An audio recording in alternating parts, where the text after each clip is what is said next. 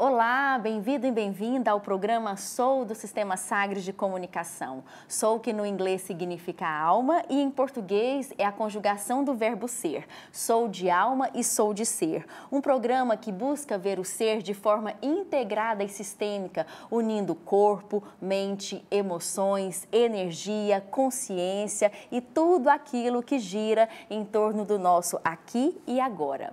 Eu sou Lívia Bailão, vou fazer a minha autodescrição. Sou uma mulher de estatura média, pele branca, cabelos lisos na altura dos ombros, tenho olhos azuis e hoje eu estou vestindo uma blusa branca com um casaco amarelo e uma calça azul marinho. O nosso tema de hoje é super especial. Nós vamos falar sobre dependência, muito além da química. Interessante, né? E quem está conosco aqui para tratar desse tema é o Vinícius Xavier. Ele é psicoterapeuta cognitivo-comportamental e doutor em psicologia. Vinícius, seja muito bem-vindo.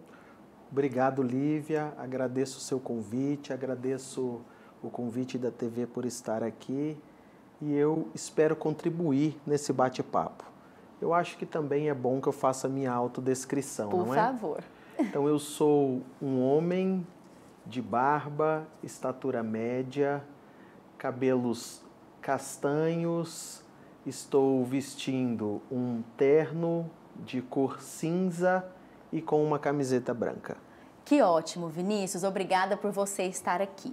Bom, nós vamos começar o nosso título, é um título assim bastante intrigante. Dependência, muito além da química. Explica para nós, Vinícius, sobre dependência química, para depois a gente ver, né, além da química. O que a psicologia considera como a dependência química? A dependência é uma relação que o indivíduo estabelece com qualquer substância estranha a ele, e ela é química por quê? Porque o seu corpo passa a assimilar aquela substância estranha a ele e se torna dependente da mesma. Por exemplo, não vamos muito longe não, vamos falar de uma droga bastante utilizada, o café. O café tem a cafeína, nosso corpo não produz cafeína. Porém, ao consumirmos café, nós vamos ficar de tal forma estimulado e o nosso cérebro vai se adaptar tanto àquela substância que ele vai passar a pedir, a se tornar dependente da mesma. E nós vamos então buscar o consumo do café. Assim é com outras substâncias. Com a bebida alcoólica, com o cigarro, com a bebida alcoólica, com o drogas cigarro, ilícitas. Com as drogas ilícitas no geral, com hábitos também, compras, comida, atividades diversas, podemos nos tornar dependentes. Então quando a gente considera a dependência além da química, nós aqui estávamos nos referindo à dependência química no sentido de drogas de forma geral. Mas quando você diz a pessoa é dependente de comprar, de comer, às vezes doce, né? Tudo isso nós podemos considerar que é uma dependência além da química ou ela também produz uma química no cérebro?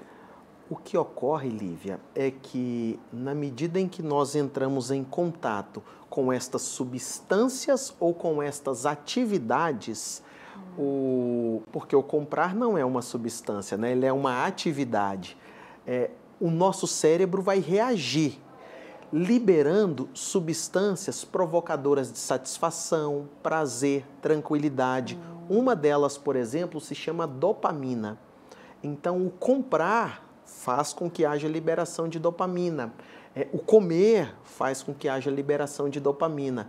E nós nos tornaremos sensíveis a estas atividades e buscaremos repeti-las para que haja liberação dessa dopamina. Em outras palavras, nós vamos fazê-la para que haja liberação desse prazer, essa sensação seja repetida, que tenhamos de novo a experimentação daquele prazer que aprendemos ter no exercício daquela atividade. O que eu estou entendendo muito bem, Vinícius, e então, assim, a pessoa que se torna um dependente, ele nada mais está do que buscando um prazer que às vezes ele não encontra nas relações, nos hábitos de rotina, e ele precisa de algo mais para se sentir vivo. Eu posso considerar dessa forma? Você pode considerar dessa forma, até porque muitos dos estudos sobre dependências no geral encaram esse fenômeno, esse hábito, esse comportamento como uma estratégia para se regular a emoção. Então, é correto nós dizermos que algumas pessoas vão ser mais vulneráveis à dependência. Em outras palavras, o que é que nós vamos dizer com isso? Que aquelas pessoas que têm pouco prazer na vida, que têm uma vida sem muita estimulação, que não promovem muitas vezes um autocuidado, elas vão ser mais vulneráveis a desenvolver dependências. Sim. Há estudos claros sobre isso, inclusive em infra-humanos, né? Conosco, animais extremamente complexos e até com infra-humanos. Aqueles que são mais restritos de estimulação, por exemplo, vida social, baixa espiritualidade, contato social muito restrito, como eu disse, serão pessoas mais vulneráveis.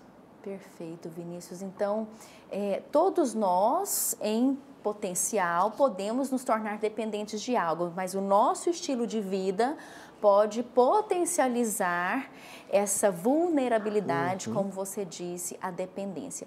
E como que um determinado comportamento, como que eu sei que determinado comportamento já fugiu assim daquele hábito corriqueiro e já entrou na esfera da dependência? Como que eu me analiso nesse aspecto? Nós temos duas medidas principais. Uma chama-se intensidade, e a gente vai medir a intensidade no sentido de o quanto aquele hábito ou o contato com aquela substância atravessou a nossa vida, nos atrapalhando a viver melhor. Se me atrapalha no trabalho, se me atrapalha na vida social, se me atrapalha na vida financeira e econômica, se me atrapalha a viver a minha vida como eu gostaria. Essa é uma medida, a intensidade. A outra medida é a duração. O quanto aquele problema está presente na minha vida. Se ele está presente por um tempo maior do que eu desejaria, se esse tempo ali presente, ele me atrapalha, mesmo assim eu não consigo deixar aquele hábito, deixar do contato com aquela substância, eu tenho um problema. Então, intensidade e duração são duas medidas muito eficientes para que a gente saiba se algo é problemático ou não. Porque até o cafezinho que a gente toma todos os dias, você toma em casa. Aí chega no trabalho, você toma o café no trabalho. Aí você sai do trabalho depois do almoço. Não sei até que ponto esse é uma dependência ou não, né? Ou a gente toma por uma questão social ali, de convivência. Mas se a gente imaginar o seguinte, que aquela pessoa que gosta do cafezinho, quando ela não o toma, ela não consegue trabalhar, isso altera o humor dela, o sono dela fica também prejudicado, ela passa a abandonar atividades produtivas dela para ir atrás do cafezinho. Aí nós já estamos falando de uma relação que vai para além do hábito. Perfeito, né? Perfeito. Para além do hábito. Então, intensidade e duração são duas medidas interessantes para medir isso aí. Você acha que nós tendemos a ter uma postura negacionista em relação aos nossos hábitos que comprometem a nossa funcionalidade? É normal que pessoas tenham essa postura negacionista? Não, imagina, isso é simples. Não, se eu não tomo café, eu não produzo, mas imagina. Olha, Lívia. Ou tomo bebida alcoólica, fumo, coisas assim. Eu trabalho com esse público em consultório, né?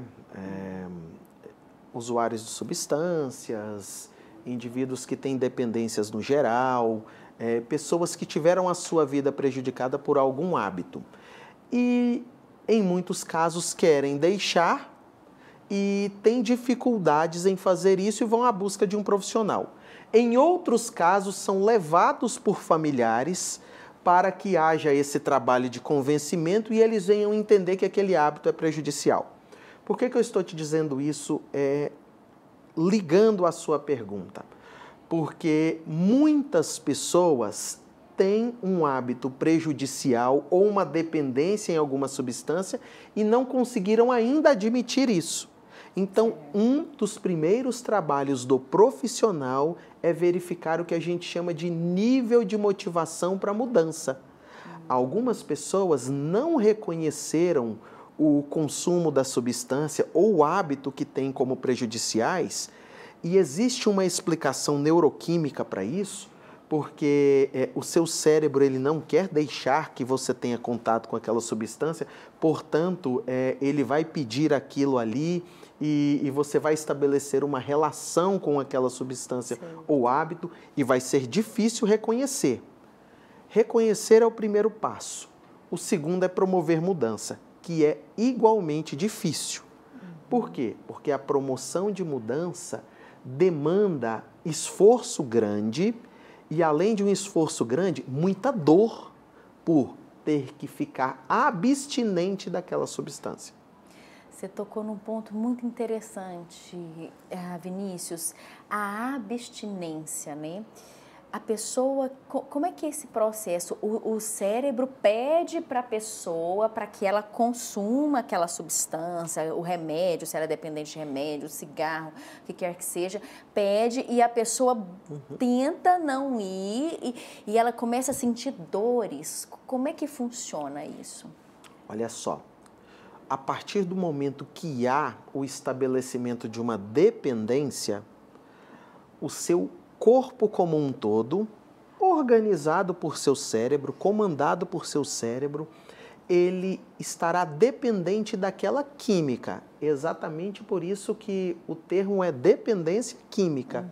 Como eu disse no início, seu corpo não produzia aquela substância. Ao entrar em contato com a droga, aquela substância passa a ser adicionada ao seu corpo. Ou com a atividade que gera a substância. Exatamente, ou com a atividade que gera a substância. É exatamente por isso que o termo, um dos termos técnicos para dependência é a adicção, de adição. Você adicionar ao seu corpo algo que lhe era estranho, né? Através de um hábito ou através do consumo de uma substância. Por seu corpo estar dependente, abandoná-lo vai provocar dor. Como é que o seu corpo ele reclama a falta daquela substância?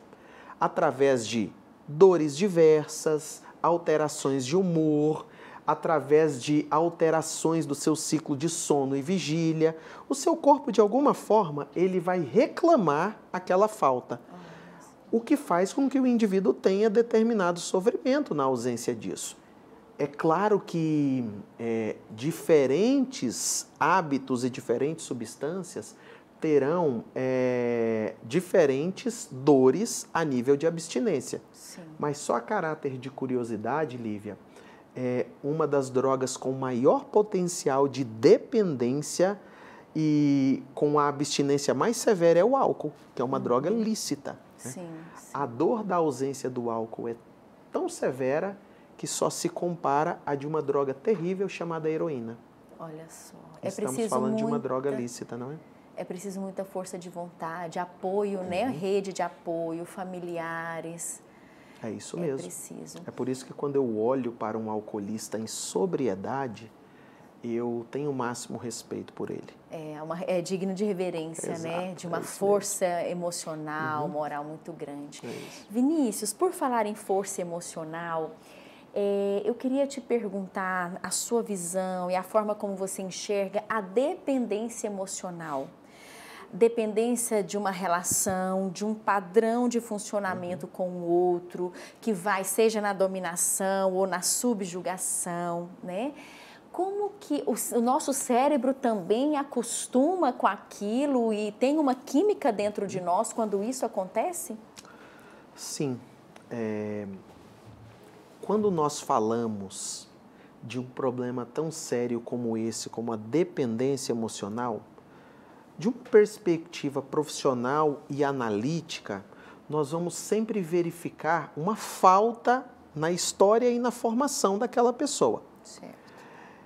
ela vai se tornar dependente daquilo que, de alguma forma, como necessidade, ela não foi suprida a nível de emoções. Uma pessoa, por exemplo, que teme a falta, o abandono, a rejeição, se você for observar a história dela, ela sofreu impactos fortes na vida, a gente chama isso de trauma, que a fizeram vulnerável, olha o termo vulnerabilidade voltando aí novamente, né? A fizeram vulnerável a se tornar refém agora dessa pessoa ou desse objeto de desejo. Então, tem ali sim uma falta, um trauma, uma necessidade não suprida. Certo. E aí a pessoa se torna, então, uma dependente emocional de um terceiro, de uma outra pessoa. De uma outra pessoa ou até de um hábito. Porque muitos dependentes emocionais, eles não têm como foco o outro.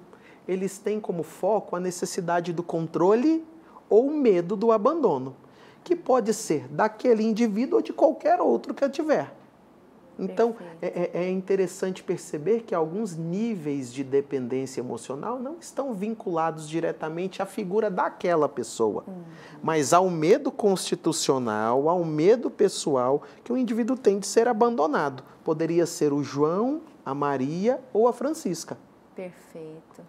Estando ela em um relacionamento, ela teme que a ruptura aconteça, que o abandono venha a ocorrer. E aí ele se sujeita a uma situação que, racionalmente, numa condição, né, assim, numa condição de saúde, a pessoa não se sujeitaria. É isso? E é isso, e porque é o que caracteriza a dependência, é exatamente essa subjugação às necessidades do outro, exatamente para prevenir e controlar abandono. E é interessante perceber que indivíduos que têm uma dependência emocional muito forte, para confirmar o que eu disse, muitas vezes não se vinculam ao indivíduo A, B ou C. Não é àquela pessoa em si, porque logo esse objeto da dependência pode migrar para um outro. Está no sujeito, né? Naquela pessoa. Essa é a conclusão que você chega, que era exatamente como eu também iria concluir. Que ele precisa de tratamento em si e não tem a ver com o terceiro, mas ele próprio, né? Uma coisa interessante, ouvindo você falar aqui, o dependente químico, esse que você falou no primeiro momento, né? Seja de uma droguilista, de um hábito, né? Atividade física, compras, apostas, jogo, né? Comida, enfim. Ele também tem emoções ali subjacentes, mais fragilizadas, que o tornam vulneráveis à dependência daquela química gerada no cérebro? Sim. Sim, porque emoções todos nós temos, né? O hábito ou uso de substâncias dentro dessas vias da dependência tem sempre uma relação direta com regulação de emoção. Perfeito. Em se tratando de drogas em específico, aí eu posso ser mais didático até para o nosso público, existem 3 tipos de drogas ou 3 grandes famílias que operam no nosso sistema nervoso central. Drogas estimulantes, drogas depressoras e drogas perturbadoras do sistema nervoso central. É interessante perceber que pessoas que têm uma baixa de humor, pessoas mais letárgicas, mais tristonhas, com uma vida mais melancólica, buscam drogas estimulantes. É uma estratégia para regular a emoção. De igual forma, pessoas que têm um humor mais agitado, mais irritadiço, mais inflamado, eles vão buscar drogas depressoras do sistema nervoso central. Então, essa é uma estratégia para regular a emoção, porque a droga ela faz exatamente isso. Ela age trazendo sensações que são artificiais e estranhas ao indivíduo. Eu tenho uma alternativa para esse negócio de regular a emoção. Terapia, né, Vinícius? Ajuda muito a lidar com a emoção e Não principalmente aceitar algumas que são, para muitos, aversivas. Porque, Lívia, isso aqui tem a ver com o seu programa e pode ser uma fala importante para o nosso público. Por favor. Não existe uma vida sem dor. Uma vida plena, uma vida feliz, satisfatória, não é uma vida sem dor emocional. É uma vida na qual o indivíduo saiba elaborar as suas dores e seja flexível a ponto de aceitar aquelas que são importantes a ele. Porque algumas dores na vida serão inevitáveis. Sim. O luto, por exemplo, é uma dor inevitável, mas se você não tiver ao longo da sua vida habilidade para lidar com isso, você pode sucumbir e aquele luto, que é uma tristeza esperada, natural, até normalizada, pode se transformar em uma depressão. E uma dependência também. Em uma dependência, você pode... os desdobramentos podem ser os mais diversos, né? Então, em uma vida plena também compõem-se emoções que são emoções que a gente diz aversivas. E o uso disfuncional de substâncias pode vir no intuito de você não ter habilidades para aceitar essas emoções presentes e buscar estratégias para romper isso. Você vai ter um uso disfuncional de uma substância qualquer. Aqui a gente não, no programa Soul, e não né, da nossa perspectiva, demonizar os remédios que, quando bem ministrados, quando existe um problema real, eles são um presente, né? Uma dádiva da ciência, das pesquisas. Mas buscar no remédio o alívio das emoções, talvez, né, Vinícius, não seja a forma mais adequada. E aí isso que você está trazendo, e a gente caminha já para a conclusão do nosso programa, é uma coisa muito importante. Uma vida satisfatória, plena, não é isenta de problemas, de traumas, de emoções difíceis de digerir, aversivas, como você diz. A questão é como nós vamos lidar com isso, né? Então a gente pode escolher uma via química, que corta alguma coisa aqui dentro e podemos nos tornar dependentes, mas podemos escolher uma via em que a gente se conheça, faça um mergulho, né, faça coisas que nos tragam um pouco de prazer para a gente poder lidar com esses momentos difíceis da nossa vida, né? Muito bom. Eu acho que essa sua reflexão final foi fantástica. Nós chegamos aqui ao fim da nossa prosa maravilhosa, muito didática. Você, como sempre, um professor exímio, com uma didática impecável. Eu quero muito agradecer você ter aceito o nosso convite, por estar aqui. E eu te espero numa próxima conversa, Vinícius. Estou sempre à disposição. É muito bom falar ao público.